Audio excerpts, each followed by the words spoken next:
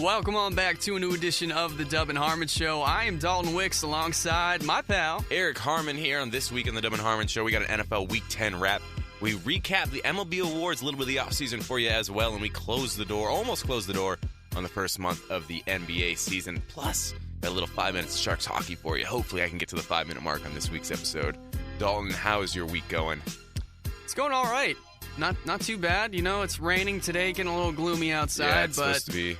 I think internally I am doing just fine. Yeah,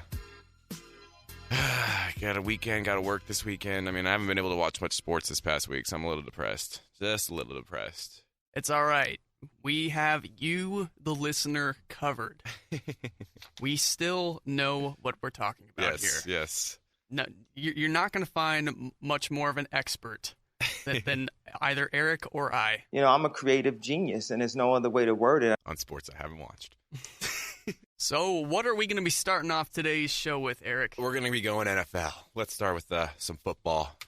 I like it. Pigskins. Week 10 just ended, or Week 11 about to start up, I guess, tomorrow. So let's start. What'd you gather from that Week 10? You know what? The Raiders have arrived. You think so? The Raiders have finally kind of imprinted their status on the league that they are here and they're serious and they're going to contend not only now but for the next several years. Yes. Especially if they can keep this momentum going and develop these young players of theirs even more. Yeah, because we didn't really discuss it 2 weeks ago since we didn't have a show, but they did defeat those Broncos at home on Sunday night. Huge win. Big game. Huge win. I worked during it, so I didn't get to watch most of it, but, Raiders on top. I guess they're not on top. They're tied with the Chiefs, actually, which is kind of crazy, but... The Chiefs have quietly... See, that's what I want to talk about also, is the AFC West is just going to be so crazy going down the stretch. You've got the Chiefs, Broncos, and Raiders all within a win of each other. Mm-hmm. The Chiefs, by the way, it seems like every year they're the team that's really good that no one talks about. Yeah, they're very consistent. They've just been ripping off wins left and right these last several weeks, and everybody's focused on the Raiders and Broncos, and it just, I don't know, is it because they're not that sexy name, that sexy team? I think they're just not fun to watch either. They're one of those teams that, I was ranting about it on the last episode, that run those offenses that are really boring. It's an Alex Smith offense, so it's like, really, what can you expect? And, they've perfected it. They're very good at not turning the ball over and having a good defense. So they're very, very consistent. It's just, very boring to watch. So I think that's one of the big reasons. And, of course, being out there in the middle of America, Kansas City, not a big city name, like, you don't get the attention. It's not even in Kansas. So, it's a little bit of deceptive marketing there. But I think they're just kind of running with it, if it ain't broke, don't fix it approach, because it's not only this season, but the past couple of seasons, they've had a fair amount of success underneath both Andy Reid and Alex Smith's guidance. They lose Jamal Charles, which was a big blow, but they've got two very capable backs in Charkandrick West and Spencer Ware who are still carrying that team very well. Yeah, there's something like 16-2 in their past 18 starts over the past 2 years. They've been very good at the back end of last season. I feel like that defense has always been underrated and not talked about. Absolutely. Quite a bit of talent that they have on that side of the ball, and they don't mind being under the radar, I don't think. I think that kind of fuels how well they play. Well, let's get back to the hometown Raiders for a minute. Okay! I have one comment that I need to make, and I don't know why I haven't made it before, and it's just the more I study their games and watch this guy Murray in the backfield. Latavius Murray. This guy's a tank. Yeah. Holy, he is so big and just massive and muscular, and it's not like he's a Jerome Bettis type guy. He's just tall and built. And, that is the ideal running back you want at that position. He reminds me of back a few years ago, the Patriots and Giants had this big guy. Brandon Jacobs, do you remember him? From the New York Giants Super Bowl teams, and then he went and played for the Patriots a little bit, I believe, as well. Mm-hmm. You saw when... It's that kind of a big back. When Murray went down this season for the Oakland Raiders, their running game basically all but disappeared. Yeah. And people thought, that's just another... aspect that they don't have. The Raiders aren't for real, but as soon as he came back, everyone was like, oh, we were wrong. They have a very good running back. His name's Latavius Murray. 20 attempts, that game against the Broncos, 20 attempts, 114 yards, 3 TDs on 5.7 yards per attempt. I mean, the guy was an absolute monster. 8 TDs on the season so far. He's averaging 4.4 yards per carry. And he's one of the most explosive runners in the league. And he's so much fun to watch. Just another weapon in an incredibly entertaining Oakland Raiders offense. And you have to give a shout out to their offensive line too, which I think has really been a nice revelation this season, especially the big addition of Kelechi Osemele in the offseason, adding him to the line, Donald Penn. I mean, they're even getting some use out of Menelik Watson as well, who's been injury prone the last couple of years. I mean, these guys are really putting together a nice, solid front for Derek Carr, and also giving time for the receivers to get open, giving good holes for Murray to run through. I mean, that's kind of how the Cowboys are doing things this year. I mean, it's everything opens up through the O-line. Yeah, oh yeah. So once that gets going, I feel like everybody feeds off of that good, positive energy, and it's really nice for the Bay Area to really latch onto right now because this team is clicking. They're really clicking. Did you see the Bleacher Report Oakland Raiders little animation that they had where they I did not. I think I saw it being posted online, but I did not get a chance to actually watch it. It was a NWA. They were singing an NWA song, but the lyrics were changed for Oakland. It was pretty good. It was nice. And then at the very end, they start calling out Mark Davis for wanting to move the team to Las Vegas. It's pretty poignant. I have to say, I'm sorry. I don't know if this is going to offend Raider fans. They really care, but Mark Davis is like one of the ugliest guys I've ever seen in my entire life. Yeah, I don't think... Honestly, this is real talk, keeping it 100. That guy is fugly. We just lost thousands of Raiders fans, Dalton. Why would you say that? I don't think a lot of Raider fans even like the guy, to be honest. I mean... I don't know. like Reggie McKenzie. If there's one thing you can be guaranteed about the A's and Raider fans, is that they're not huge fans of the front office. Yeah. So, I mean, even though Reggie McKenzie's doing a whole lot better of a job for the Raiders, but I don't think they like Al Davis, especially considering that or not Al Davis, Mark Davis, because Mark Davis is considering moving the team. Yeah.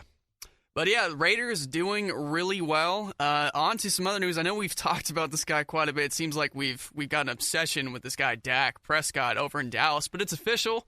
Dallas is run by Dak. And it seems like Romo has conceded to that officially in the public eye, and this is his team. Did we just witness Bledsoe and Brady 2.0? Yeah, I think we did. Wow. Well, I mean, I don't know if you can say it's Brady Bledsoe 2.0 just because I don't think the Patriots were as good as they would have been with Brady. Like, you think that the Cowboys probably would have been very, very good with Tony Romo as well. So I don't know if it's exactly the same situation, but in terms of name recognition getting replaced by another player, I'd say absolutely they are similar.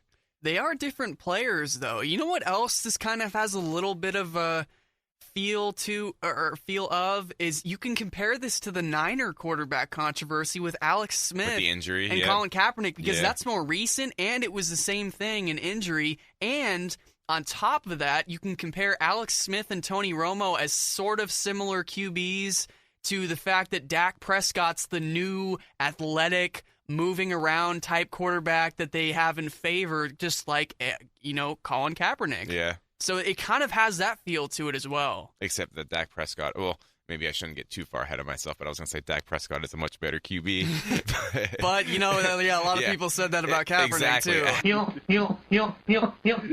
At that time period. Like you said, Dallas would be pretty good either way, regardless. I think the Niners were pretty good either way with Smith and Kaepernick as well. That does work out very well. So now this leaves, a pretty big-name QB without a team to lead. I mean, do you have any thoughts on places Tony Romo could go? That's a tough one. That's really a tough one. It's going to depend on who has the wherewithal to go out and... I don't know his contract situation, if Dallas would try to trade him, just cut him, what would happen there.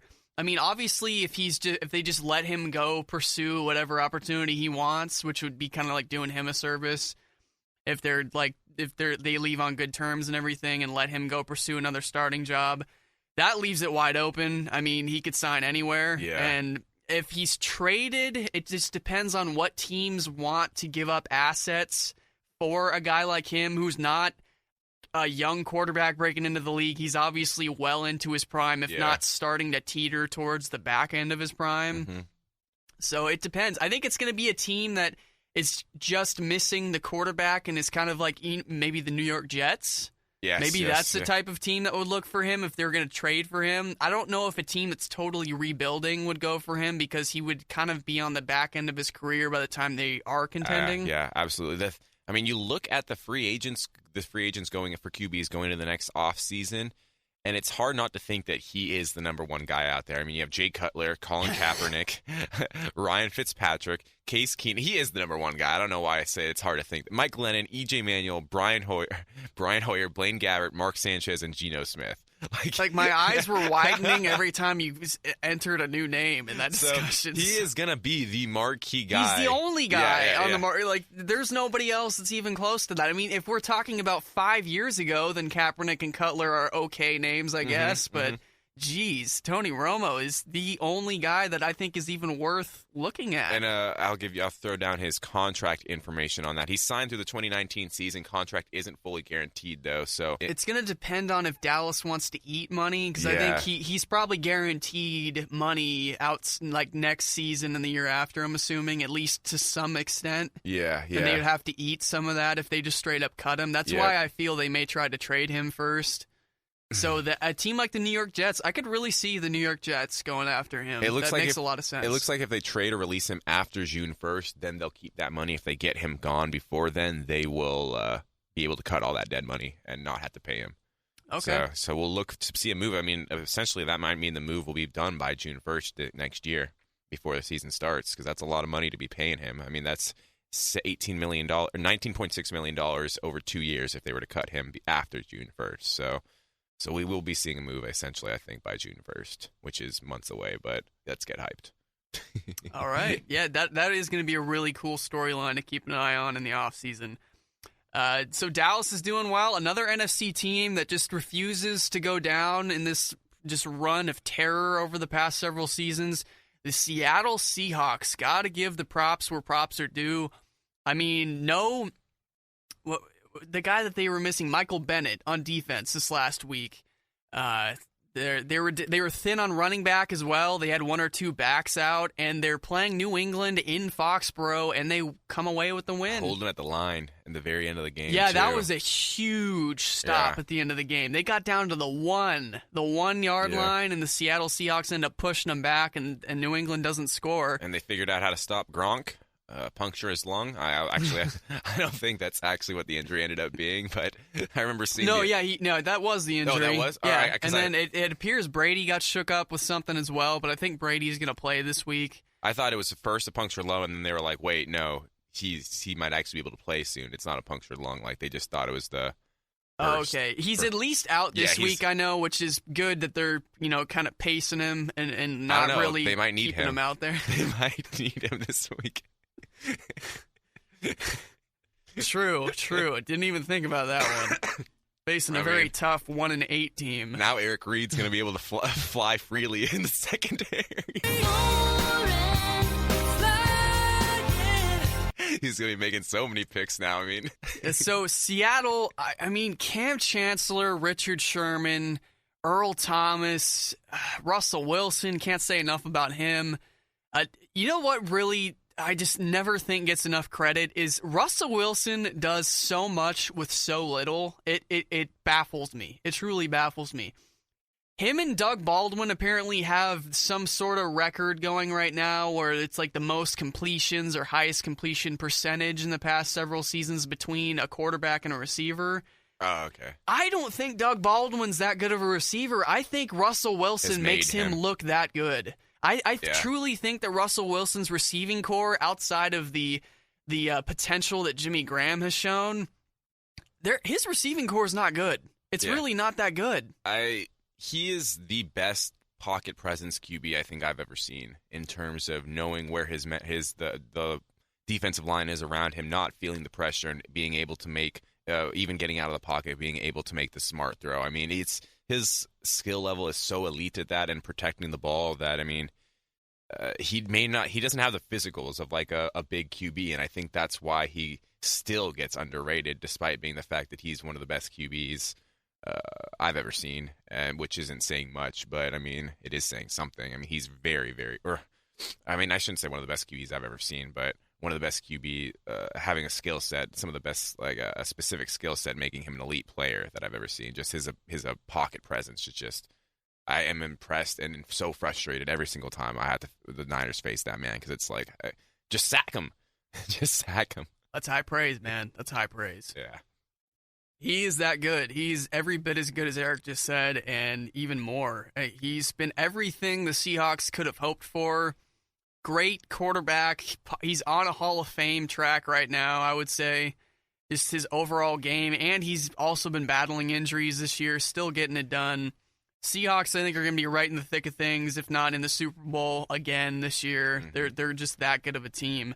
But from a contender to someone who is supposed to be a contender, what in the heck is going on with Aaron Rodgers and the Green Bay Packers? I mean, wow. I mean, it's not just on the field issues now. They've had so many off the field issues too, with that report just coming out. And it's not really new news. I feel like we all knew that Aaron Rodgers had a weird relationship with his family, but just to the extent of, sending Christmas packages back, completely ignoring him, like not going to a friend's, or like being supposed to be the best man at a friend's wedding, and the day before, just canceling out on it. I mean, it's just these sort of stories. These are the sort of stories that pop up when a team is really just starting to hit its downfall, I feel like. Like, this is the stuff that kind of came out. It was more focused on Jim Harbaugh when it came to the Niners, but yeah, you take your star and you just start attacking him, and just things start to fall apart from there.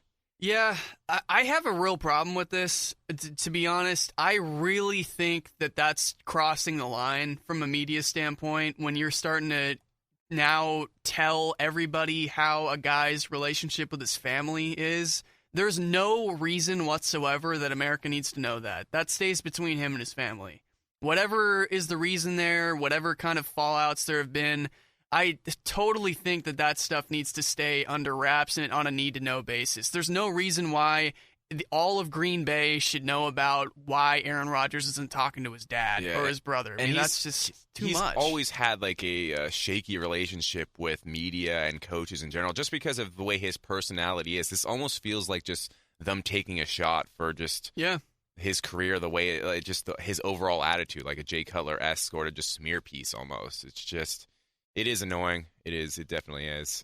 But, I mean, I understand the media have a job to do, and they're trying to bring news to the public and everything, but this is why I'm always going to side with the players over the media and the coaches and everybody. I'm not going to defend the fact that the media keeps trying to pry open wounds and make stories out of things that either shouldn't be stories or shouldn't be known publicly. So that's shame on you, media. I don't like that at all. But in regards to the on-field play, that's what we care about. That's what matters. I mean, it just seems like the defensive issues are being exposed. I mean, Green Bay's never had a really solid defense, and they're just not clicking the way they're supposed to on offense. I mean, Randall Cobb and Nelson and all of these guys, his weapons, they're just not performing the way he needs them. Jordy Nelson isn't the same since he's come back from injury, and there was a report that put out the Green Bay receivers are some of the worst receivers at getting open whatsoever. Whether that's their fault, it's their fault obviously, but it's also a combination of Mike McCarthy not putting together a game plan to get them open. I mean, I think it's time for him to go. No longer with us. You're fired. Yeah, that's where I was getting to. I think it really is time for him to go. But to be fair, you made a good point with the receivers. Randall Cobb, he's a slot receiver. He's not a big dude, so he's not going to gain a whole lot of separation. He's got to depend on more speed and versatility there. And like you said, Nelson's coming off a torn ACL. I mean, you can't expect a guy who relies on his legs so much to be exactly where he was before the injury. That's a devastating injury. A lot of guys don't come back from that. Aaron Rodgers has been expected to throw his wide receivers open far more this season than he has had to in the past. And we're seeing that he's not up to the task, but I mean, you can't really blame him for being up to that task. He's getting no help from anyone else.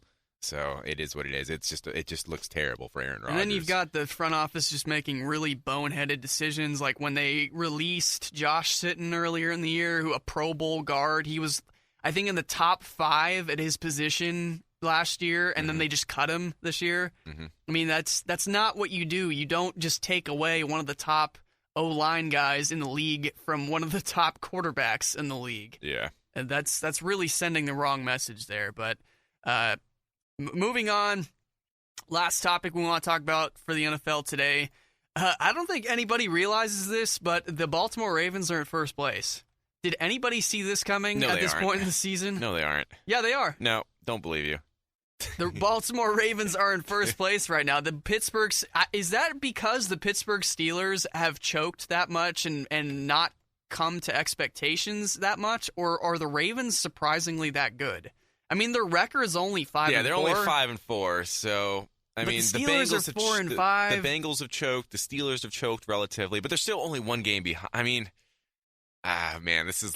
I don't know how to analyze this. Facts are facts, dude. I mean, like, if the season ended right now, I hate to use that phrase because I think it's such a dumb phrase, but honestly, the Ravens are in first place. Yeah.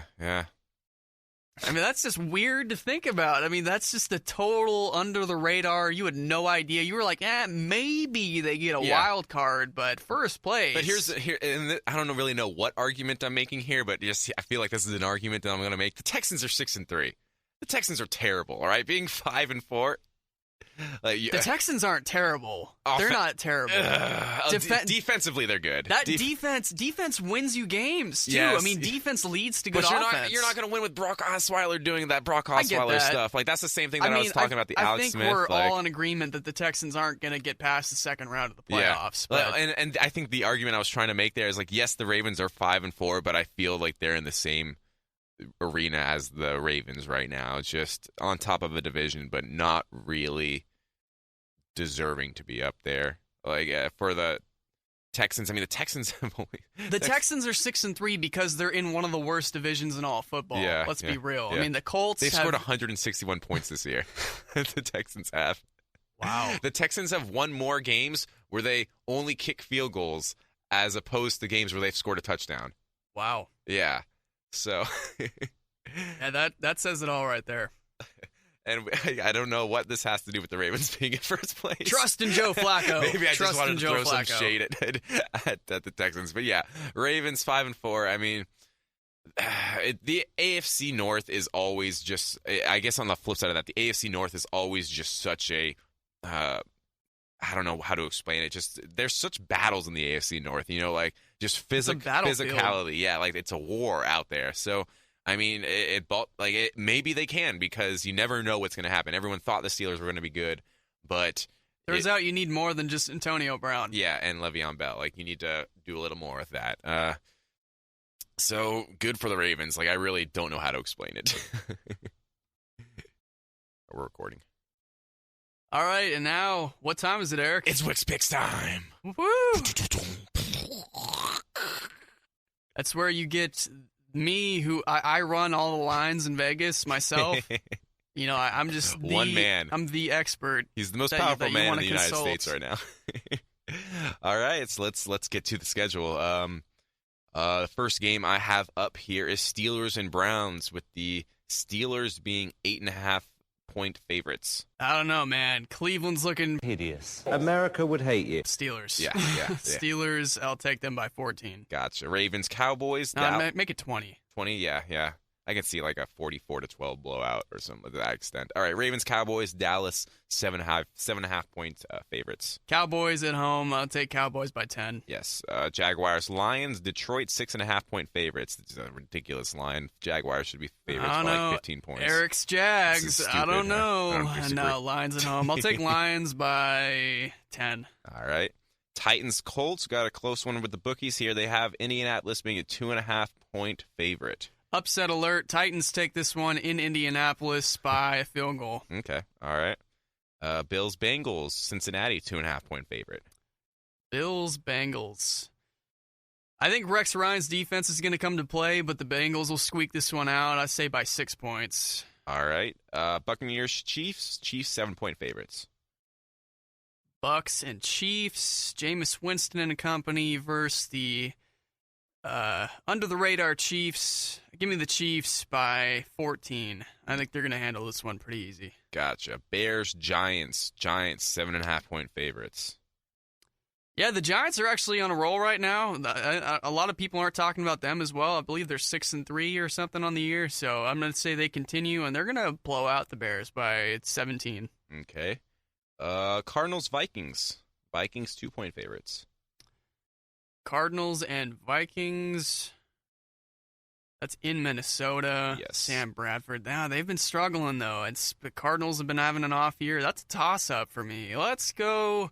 I'm going to say Cardinals. The Vikings continue to skid, and Carson Palmer and company come in and win. I'm going to say they win by a touchdown. All right, that wraps up the morning slate of games. Not too many interesting matchups. So, Dolphins-Rams, first game of the second slate of games. Oh, yeah. This one's got all the excitement you Miami, need. 2.5-point favorites. Give me the Rams at home just because I never like picking the Dolphins. Yeah. So I'll say the Rams by a field goal, and that'll just be a field goal fest. Both teams like to stick around 500. That's Jared Goff's first NFL start. Yes, yeah. So, Patriots, 49ers. Let's not ask that. 11.5-point favorites, Patriots.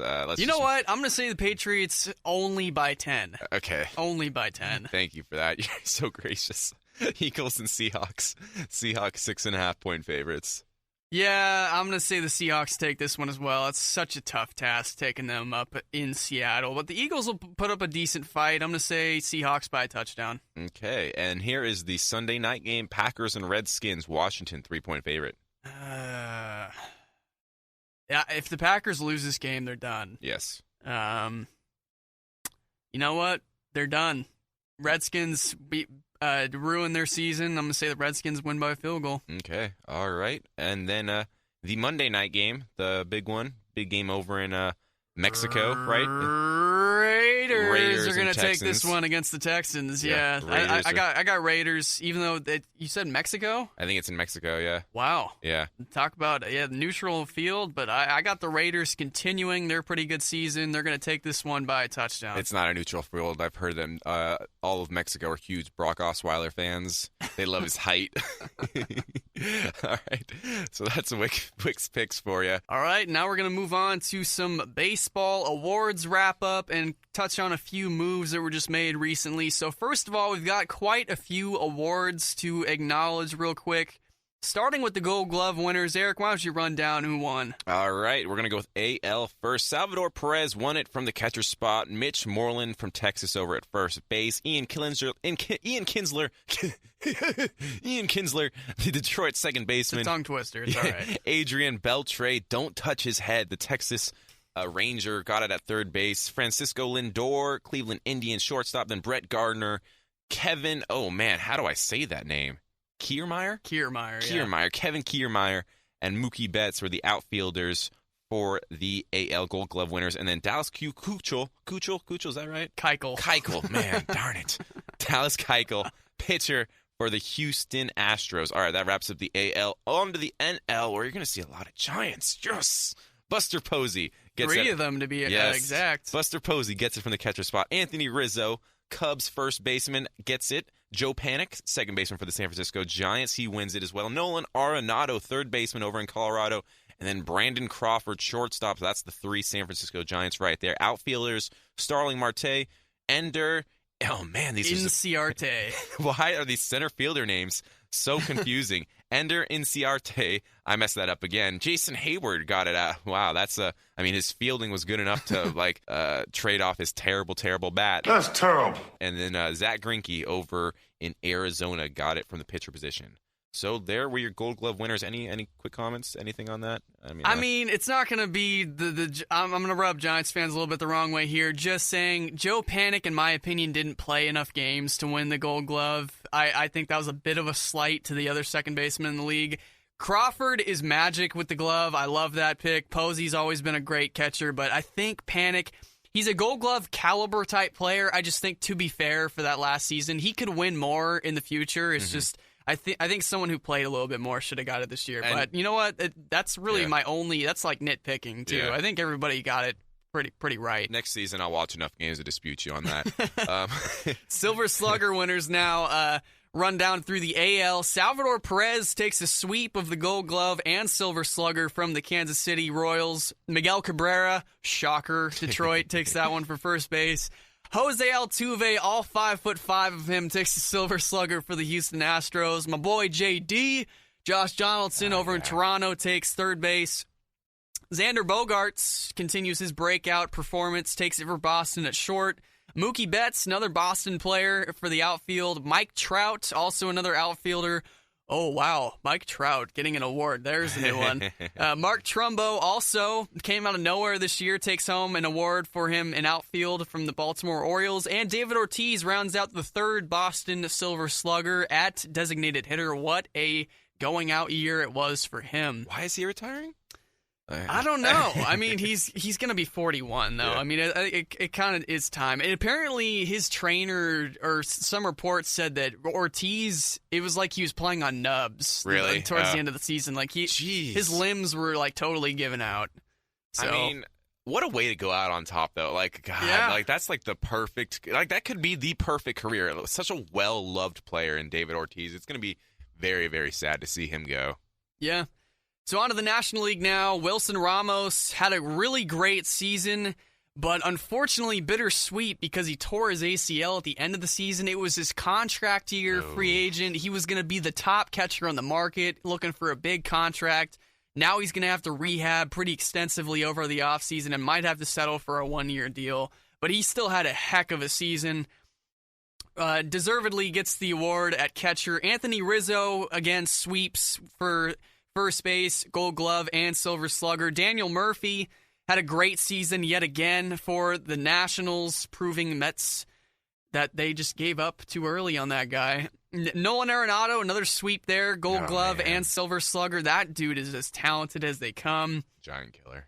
Corey Seager had a phenomenal rookie campaign and takes the award for shortstop, LA Dodgers. Charlie Blackmon kind of came out of nowhere. I think he's always been an under-the-radar center fielder. Great guy hitting atop of the order for the Rockies. He takes home an award for one of the outfielders. Yoenis Cespedes, not really a shocker there. Big bat from the New York Mets.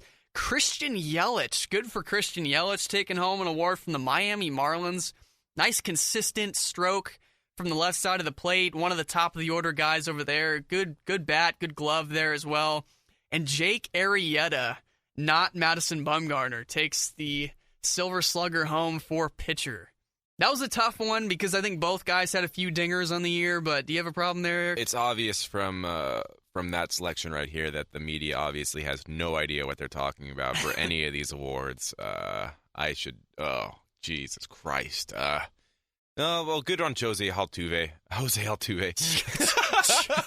Jose. Oh, wow. I really, really made him. Okay. Eric, I don't know if you can come back from that one. That's Jose Altuve. Woo! 24 home runs. Eric has Latino blood in him, by the way. I feel like I have to throw that out there. Yeah, that was. I'm more Mexican than I am anything else, despite what you would think. So that was that peeking out there. Woo! All right. On that note, we're gonna move on. Move on to the Rookie of the Year awards now.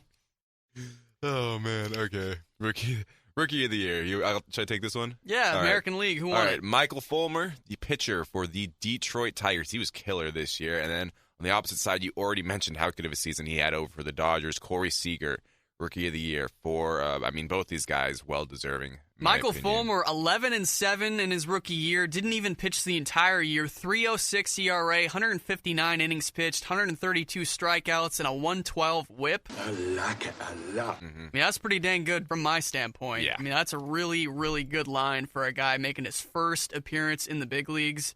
And then on the other hand, you have Corey Seager from the position player side over in the National League.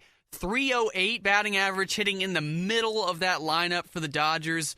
26 home runs, 72 RBIs, couple of stolen bases, and an 877 OPS.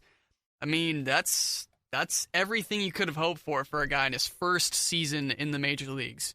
Yeah, I mean, I'm trying to bring up these Michael Fulmer game log stats because it seemed like late in the season he was as clutch as they come. A 9-inning, when that's not true. It was more midseason, July and August when it was right when he first broke in May. that he had a huge he had performance. 6 starts, like so it was the start to his season. He went off something like started 8-1, it looks like, and then had a little bit of a rough patch around August and so, but a good season overall. I mean, coming up to the majors in your first year and to be able to put together a 3.06 ERA is just pretty dang impressive. I need to cut that, but and then opposite side, Corey Seager. I mean, he's an LA Dodger, so I have nothing to say about him. Hey man, I mean he was tabbed. I always think it's a lot of pressure for those guys who are tabbed as like the best prospect and the top guy coming up through the minor league system in all of baseball. He was 3rd in MVP voting. Yeah, he was. Holy crap. He was. So for a guy like him, all of that pressure and all of the expectations with him, he took it and ran with it. And playing in one of the biggest markets in the entire nation, I mean, hell of a season, hell of a job done by the man. And way to one-up your brother, dude, over in Seattle. Yeah. Good on him, but not good on him. Next award? Yeah, on to the Coach of the Year now. So from the American League, it was the guy who guided his team to the World Series, Tito Francona, in his 3rd World Series appearance. This guy just knows how to win. He knows how to take a ball club, get the best he possibly can from them, makes really good, sometimes quick coaching decisions, quick leash, as we saw quite a bit with his handling of the bullpen over in Cleveland, but he got the job done. I mean, they were up 3-1, and they were a win away from taking it all. He's a really good coach. I feel like he's going to be a Hall of Famer one day, no doubt. So you think he wins it over in the American League, maybe Joe Maddon's going to take it for the National League, but no, first-year coach Dave Roberts for the Los Angeles Dodgers takes home the award for the National League. Damn it. So Dave Roberts, first year as the Los Angeles Dodgers coach, that is not an easy task, taking over for Don Mattingly and dealing with quite a few different egos and injuries to the rotation. I mean, I think he's a really good players coach. He knows how to keep chemistry going pretty well. He knows how to just get on everybody's good side. Yeah, you see him in the dugout, and it seems like he's just another player, and the players love to play for him, which is exactly what you want to have in a coach, a guy who can make you do the things that you didn't think you can do. And Dave Roberts has shown in his first season as a coach that he can do that. So good on him, but he's a Dodgers, so I don't want to talk about him anymore. Eric, always with the bias. But yeah, shout out to both. I gave him a pretty good, I gave him a little bit. Yeah, you did. So, I mean, shout out to both of those guys for doing a great job at the helm of their teams, respectively. Hopefully they can keep that momentum going next year and maybe look to repeat. On to the Cy Young Award now. So who's taking home those pieces of hardware, Eric? Over in the AL, it was a bit of a controversy. A little bit. Rick Porcello took it from Boston. We'll get into that in just a little bit. And then over in the NL, it was Max Scherzer from Washington. You wanna tell him what happened over in that AL Cy Young Award? Had a celebrity get in on the conversation. Yeah, we did. It was an interesting little Twitter beef we had going on, I guess, between Kate Upton, the fiance of none other than Justin Verlander, one of the guys vying for that Cy Young Award. Would have given him multiple Cy Youngs. I don't know if he might already have 2, actually. We know that he's already got at least 1. Trying to add another to his collection. Certainly had a very worthy season for the Detroit Tigers, but he was controversially left off 2 of the ballots by the writers. In Tampa Bay. And I don't understand why you would leave him off. I mean, I can't think of 3 other pitchers who had a better season than him, honestly. I mean, in general, the American League, at least in terms of ERA, wasn't fantastic. The entire American League, I mean, no one had an ERA under 3. It's pretty much incompetence, isn't it?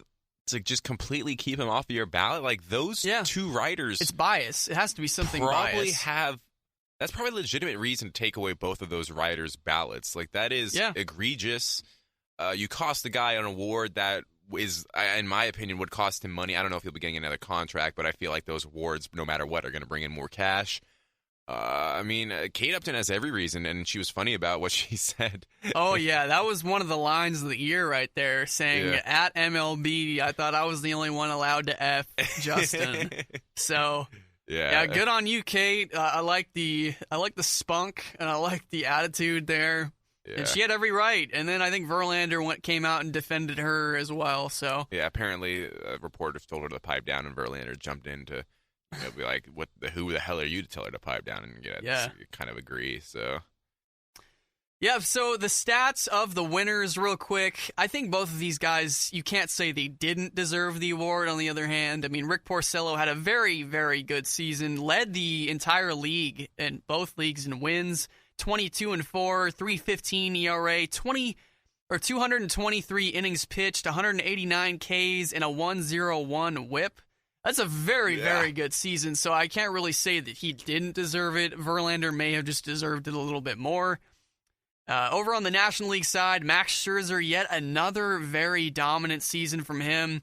Despite giving up a few home runs, maybe a few more than he would like, it seemed like that was the only way you could score runs off this guy, because he was 20-7 with a 2.96 ERA, 228 innings pitched, 284 strikeouts, and a .97 WHIP. So, I mean, he's had dominant seasons.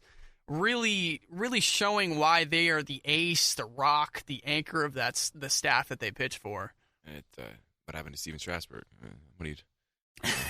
Because he can't stay on the field. That's why. Yeah. I mean, Steven Strasburg has all the... And now we're hearing talks that they might go after Chris Sale this offseason. Really? Yes. Because they have the prospect ammo to pull off a trade. Can you imagine if Strasburg stayed healthy, a Sale, Strasburg, and Scherzer rotation? I mean, that's the triple S right there. Yeah, let's just hope and pray that does not happen. That's kind of terrifying. That really is. I mean, that would be one of the most dominant rotations I could think of in recent memory. Yeah. All right, the final and the big one, the MVPs. These are the big kahunas right here. And, you know, a lot of people were worried about the American League MVP award, that it wouldn't go to the best player. And then that brings up the whole conversation and argument about, well, what really is the MVP award? I mean, how do you assess... I mean, what is an MVP? I mean, is it the guy on the best team? Is it the best guy despite his team? I mean, there's so many different arguments and so many different back and forths you can go with here. But the fact is, Mike Trout won the MVP award in the American League. That's set in stone now. Yes. Regardless of your argument, he won. I was seeing like 6 or 8 articles just like, oh man, Mookie Betts is going to win this year's MVP, and here's why. It's a travesty for Mike Trout. And everyone was preemptively just, protecting Mike Trout. And then he won it, and it was like, oh, all these articles were pretty much useless. The guy who deserved it the most finally won. Thank you. Mike Trout had a .440 on-base percentage. I mean, that's creeping towards being on base half of all of your plate appearances. Yeah. I mean, that's just phenomenal. I mean, he's still pretty good with the glove, even though defensively the metrics are saying that he's on a bit of a decline defensively, which is expected with a guy that's, focusing more on power and stuff like that now. But, I mean, just a phenomenal season yet again. 1 home run away from the 30-30 club this season. That would have been awesome to see. 29 dingers, 30 stolen bases, 100 RBIs, 315 average, 991 OPS. He's one of, I think, 5 guys in the entire history of the game to take two MVPs by the age of 25. He already has more WAR than 98% of everyone who's ever played baseball.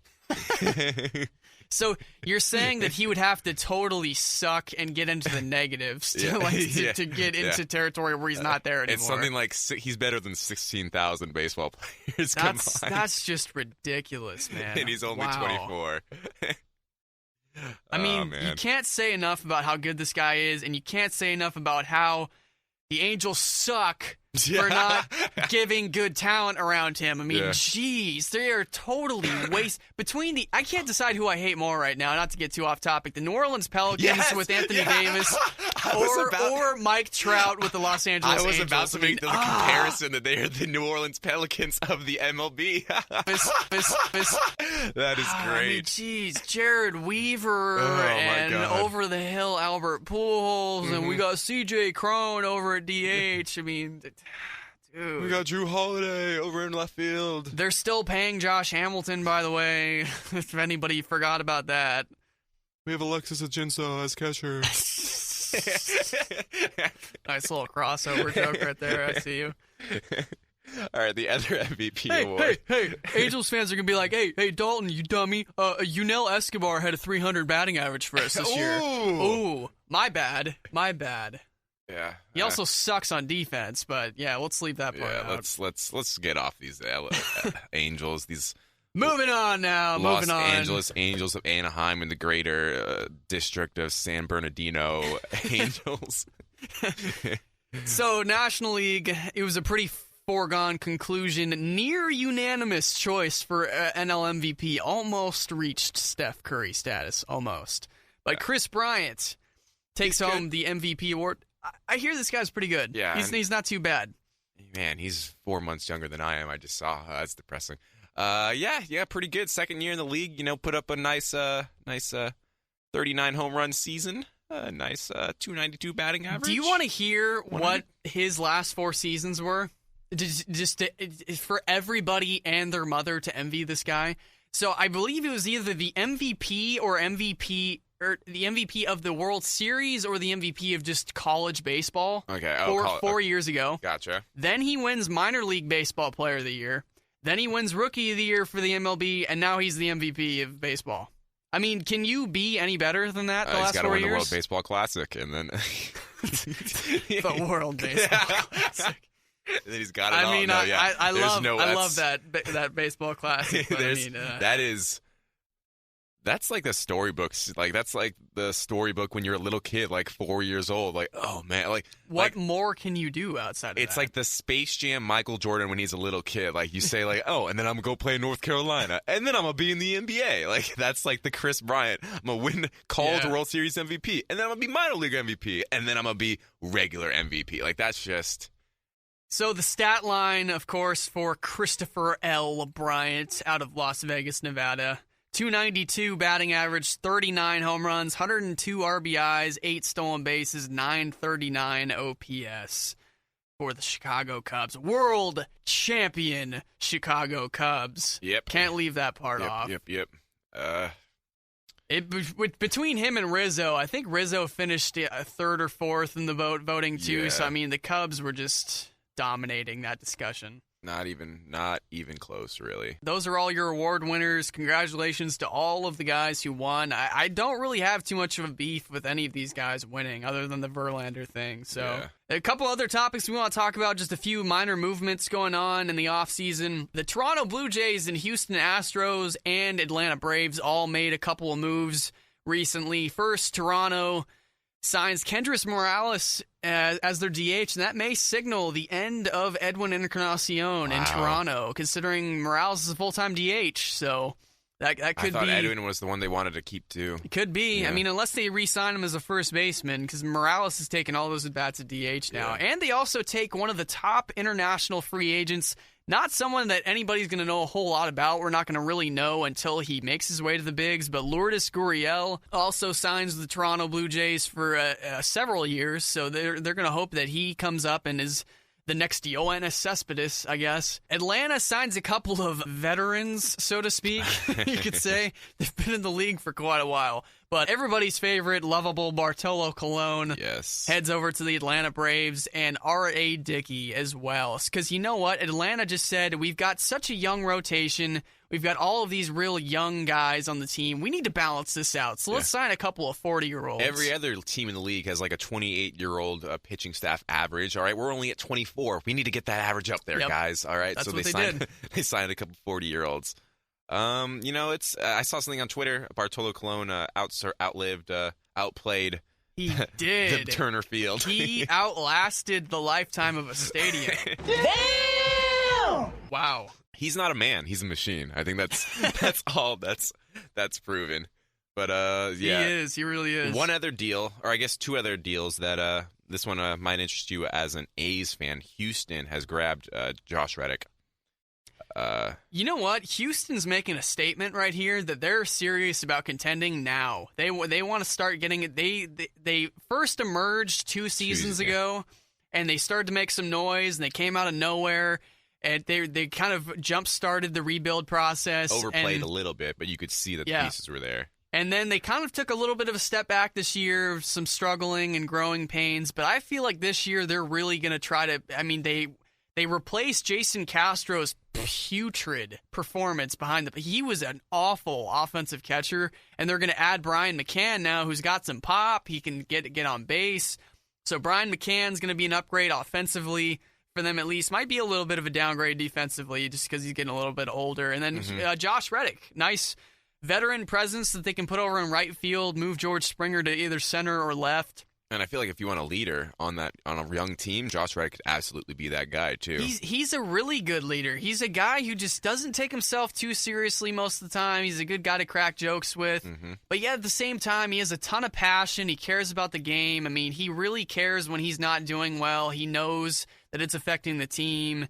And he works ever much harder to get back into the game and be a solid presence in the middle of a lineup. And he's got great defense. I mean, he just has good instincts. I like that pickup for the Houston Astros. 4 years, $52 million for him.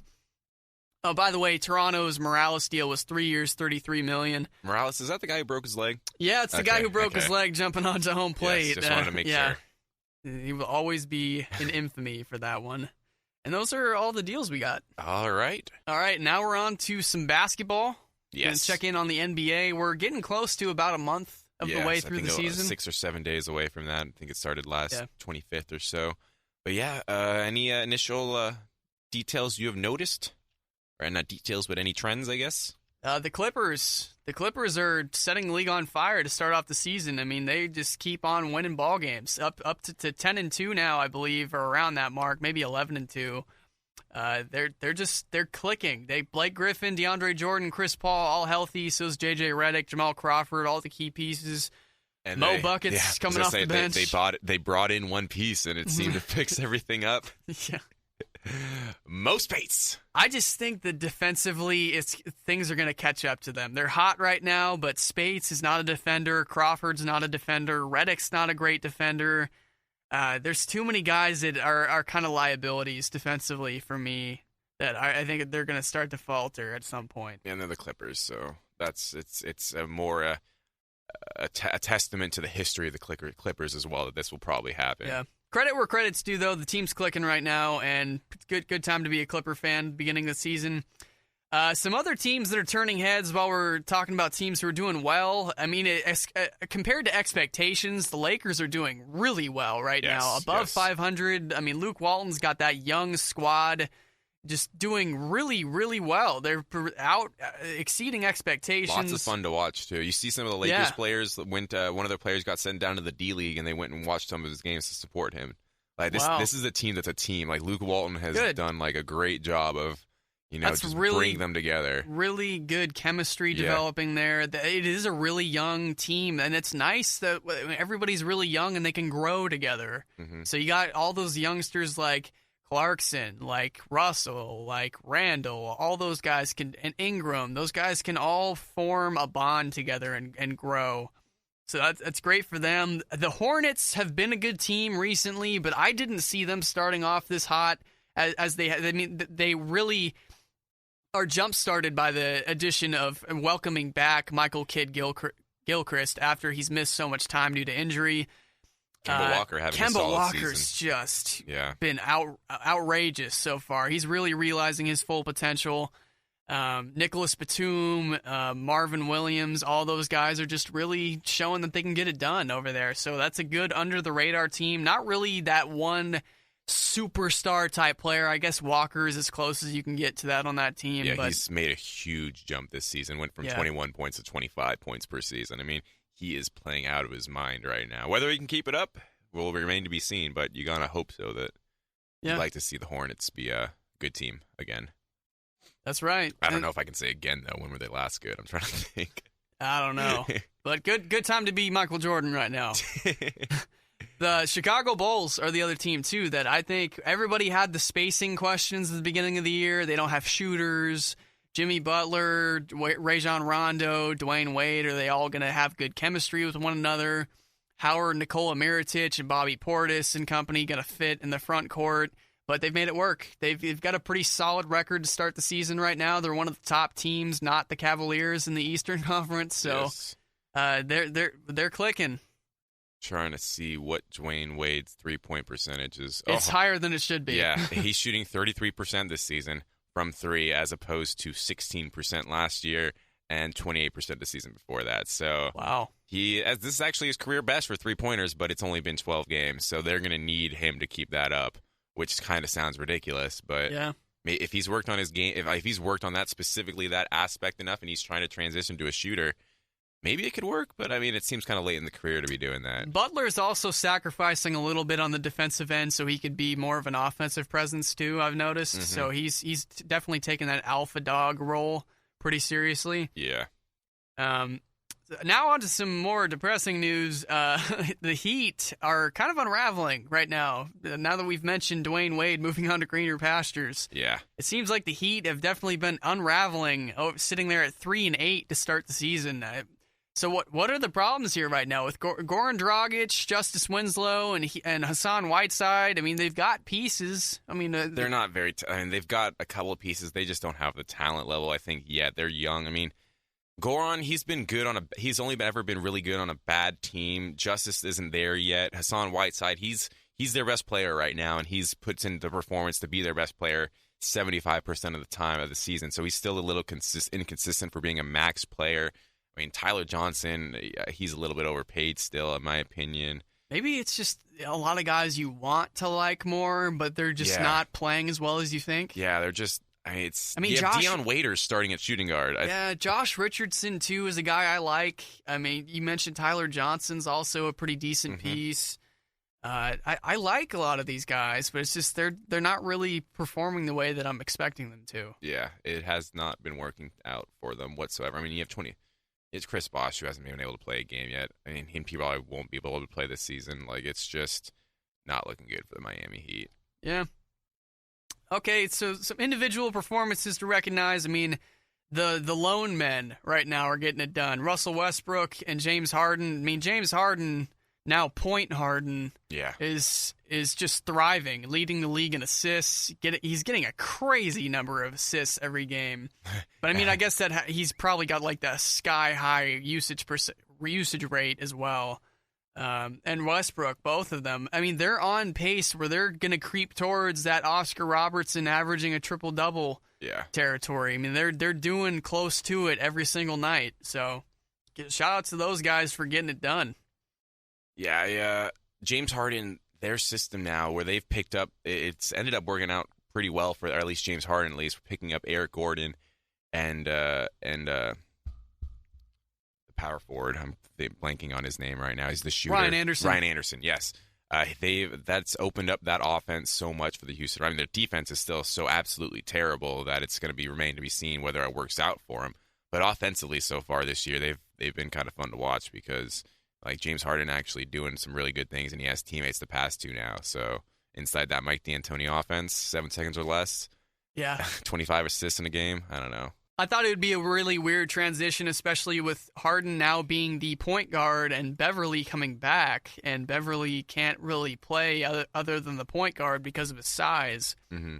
I thought that would be an interesting fit with Gordon in the mix as well, but they've done all right with it so far. Another guy I want to shout out real quick, another youngster that's just shooting the lights out right now, leading the league in three-point efficiency, Andrew Wiggins.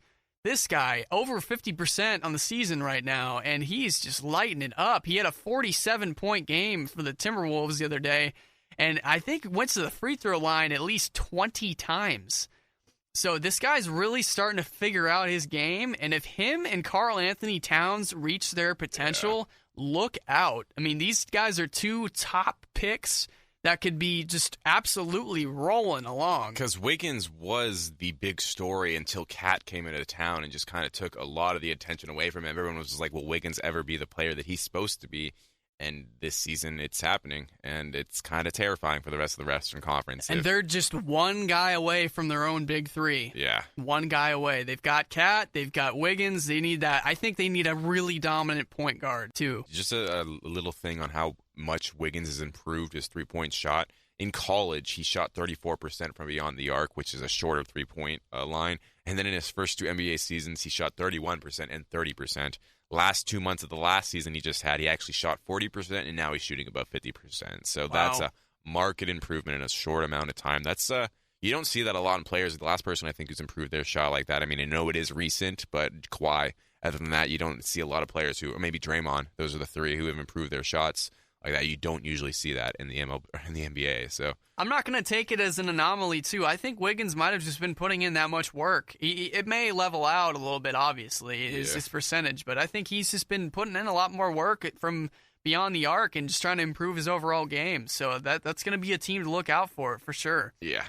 Last piece I want to touch on in general NBA news, just a great sign. Drew Holiday, not only because it's some help for Anthony Davis out in New Orleans. The Pelicans have been really struggling this season, but Drew Holiday returns from caring for his wife and his newborn child. His wife, as we may have mentioned earlier, undergoing the cancer treatment, and he's a solid stand-up guy for just stepping away from the game, focusing on what matters most, and then making sure that's all squared away and getting taken care of. Now he's returning to play basketball. Yeah, absolutely great news. And hopefully once Mike Trout returns, the Pelicans will be good once again. Yeah. I feel like he'd be better than a lot of those guys on the team. No joke. So now we're going to move on to some Warrior notes to wrap up our basketball discussions. Yeah, man, I don't know, man. The Warriors have an adjustment period. They got blown out on opening day. I don't know if they've got it in them this year. They're only sitting at 10-2 right now, and they just beat the Raptors and the Celtics on their courts. Yeah, they've been looking pretty good. God, Durant destroyed Boston, I feel like it. Durant and Clay just went off on Boston. That guy Durant's been pretty good, huh? Yeah. It's great. I loved watching because I haven't been able to watch. It's great when the Boston, they'd kind of lay back on him and he just post them up and put a shot in over like Isaiah Thomas or Avery Bradley, and then Avery Bradley was like, okay, I got to play him really, really physical now. And so Kevin Durant's response was just to post him up again and shoot it over again. Like, it doesn't matter what you do to Durant, he's just gonna. Yeah, he's basically 7 feet tall. Yeah. He doesn't want to admit it, but he is. Just phenomenal so far. I mean, him and Curry both averaging 27 points per game. I mean, did we mention that Curry broke the 3-point record? Oh, yeah. No, I don't even think we did. Yeah, this Steph Curry guy is pretty good at shooting the ball behind the arc. He broke the 3-point record. I think it was against the Pelicans. Game after not making a 3-pointer, he decided he went 0 for 10, not making any threes, and then just decides to balance it out by breaking the 3-point record, which we all knew he was going to break eventually. It was just a matter of time. Yeah. But between him playing well, Durant's been Durant, Clay just having another really solid game. He's improving off of his rocky start to the season. And I like this Patrick McCaw guy, man. I liked him, the thought of him at the beginning. I thought he was going to be decent, but he's really provided solid minutes off the bench. He's a nice defender. He's a nice playmaker. I like that he knows his role and he doesn't do too much. Did you see what Andre Iguodala said about him? That they're developing him to replace him when he retires. He's going to be that Andre Iguodala defensive stopper role. He fill out his body a little bit, and I could see it happening. They're training him to be Iguodala for next season. I think Iguodala's gone after the season. Oh, you don't think retirement? Do you think they'll just let him go? Yeah, his contract's up, and they can't afford him. They're going to have to pay Steph and KD max contracts next season. So there's going to be no room. Unless Andre wants to play for the vet minimum, I mean, there's going to be no salary cap space for him. Yeah. I think he's going to go play somewhere else and maybe start a little bit more before he retires. But McCaw, he's being groomed to be Iguodala next year. I think. Google search Andre Iguodala, and the first thing that comes up is trade rumors for Julius Randle to the Lakers. That'd be a little. I don't know about that one. Yeah. Oh well, let's move on. I don't know why the Lakers would trade for a guy in his position. They're rebuilding. Yeah. So anyway, what we got coming up for the Warriors, their next several games over the next week or so. When we're recording this today, they're playing at Milwaukee. That's going to be a tough game. I mean, Milwaukee was the team that ended their streak to start the season last year, so everybody's going to be talking about that. That'll be a tough task. The Greek Freak, Giannis Antetokounmpo, Jabari Parker and company. That'll be a nice little interesting matchup. Jason Kidd. Yeah, Jason Kidd, the homegrown boy from Throwing Alameda. water on the courts. Yeah, never live that one down. Then they're going to face off against the underwhelming Paul George and the Indiana Pacers. Kind of had a rocky start to their season, but still pretty good in spurts. That'll be a tough task in Indiana. And then they're going to have a back-to-back against the Lakers. Well, not back-to-back days, but they'll play the Lakers at home, and then 2 days later go to L.A. and play Awesome. in Staples. And then they're going to face these young Timberwolves, Wiggins, and Cat and company. That scares. Those last 3 games are going to be a lot of fun. A lot of fun. A lot of youth, a lot of activity involved. Yeah. I mean, it's going to be really fun, high-energy games. I'm looking forward to it. Absolutely. All right, Dalton, it's time for 5 minutes of hockey talk. Let's see if I can hit 5 minutes this week. Let's do it. So- We're going to be talking some puck and stick. Sharks are currently on a 6-game road trip. Road streak doesn't make sense. And it started off pretty well for them. They won the first 3 games of that road trip. I think, they put up a 3-0 win against the Capitals, and they came back against the Panthers. Florida Panthers won 4-2, then beat the Lightning 3-1. So you're thinking, man, they're looking pretty good, pretty dang good. And then they played their worst game of the season on Tuesday against the Carolina Hurricanes, lost 1-0. They're absolutely dominant. Literally the only reason they didn't lose 4 or 5-0 is because our backup goaltender, Aaron Dell, his second start of his season and probably a career, I'm pretty sure, put out just an absolute beautiful performance, kept him in the game. Sadly, we didn't win it. Didn't deserve to win it either, so, good on Dell, bad on the rest of the team. Other notes for the Sharks, Tomas Hertl, he's actually gotten hurt again. He got hurt apparently last game against the St. Louis Blues. That was on Thursday, so 2 nights ago. And it's a little worrying for me just because this is a right knee injury for Tomas Hertl, and he's had 4 lower body injuries in the past 4 seasons, right? That's not good. 3 of those injuries have been confirmed right knee issues. The first one kept him out for more than half of the season his rookie year. The second one only kept him out for a game or 2. The second one was in the playoffs, the Stanley Cup Finals last season. He missed the rest of the playoffs after that, and this one is happening now. It is not. It's very worrying to see a young player have knee issues, especially for the San Jose Sharks. This has happened to them before with another guy named Jonathan Chichu. He was I remember that name. 56 goal scorer, and then he had his knee blown out. Young player, good player. I definitely remember Chichu. yeah. Chichu was a good player, and so it's kind of a trend with Sharks young guys. They kind of have their knees taken out of them at certain points, and you don't see them play as well as they could have been. But hopefully, Tomas, he's still been improving. He had something like 31 points last season, or 2 seasons ago, 46 points this last year, and he had 9 points in the 17 games he's played so far. So he's at a goal or a point every 2 games. So he's been playing pretty well, but you just don't want to see these injuries become a bigger and bigger trend as it goes on, because it's already a trend at this point. So it's a little worrying.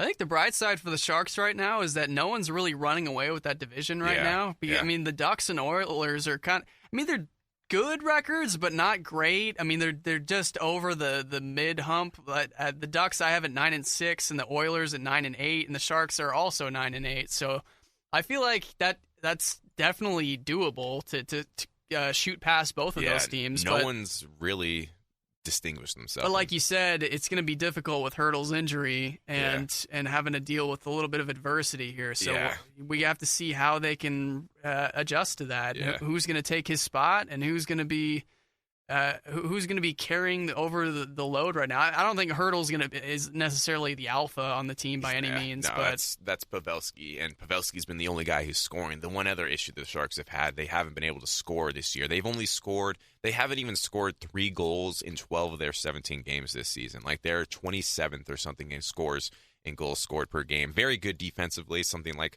3rd or 2nd in the league in shots suppressed and goals allowed. So it's been a 500 performance for them so far because they just haven't been able to score. Hopefully that turns around. Joe Thornton and the rest of the squad has got to give Joe Pavelski some support, but it hasn't happened so far. So we'll see if that turns around, and that is my 5 minutes of hockey talk. I don't think I got to 5. I think I got close, though. We'll see. It's getting closer. All right, and that's just going to about do it for today's show. Ready to wrap it on up. Heck yes. Good show today. We got all of our talking. Got a little bit more. Eventually, I'll hit 5 minutes for the Sharks, and, we'll have a pizza party. We're working our way up. It's making the show a lot more rounded. I like it. Yes. On to social media now? Social media. I'm at EH24 The Mamba on Twitter, Eric Harmon on Facebook, Instagram at Harmon24. Yourself? Still at Dalton Wicks on the tweets. Also on Facebook, just my name. Add me. Let's be friends. Let's chat. All right. Dub and Harmon Show. We are on iTunes. We are on Spreaker. We are on YouTube. Anywhere else? That's about it. I mean, All Spreaker right. does our uploads for us, so thank you very much to them. Gracias. iTunes and YouTube probably the best way to subscribe to Yes. and listen to on the go That or wherever you're podcast at. app is clutch. Yes. All right, folks. Whether it's day, whether it's night, whether it's a weekday, a weekend, whenever you're listening, I hope you're having a great day. You stay classy.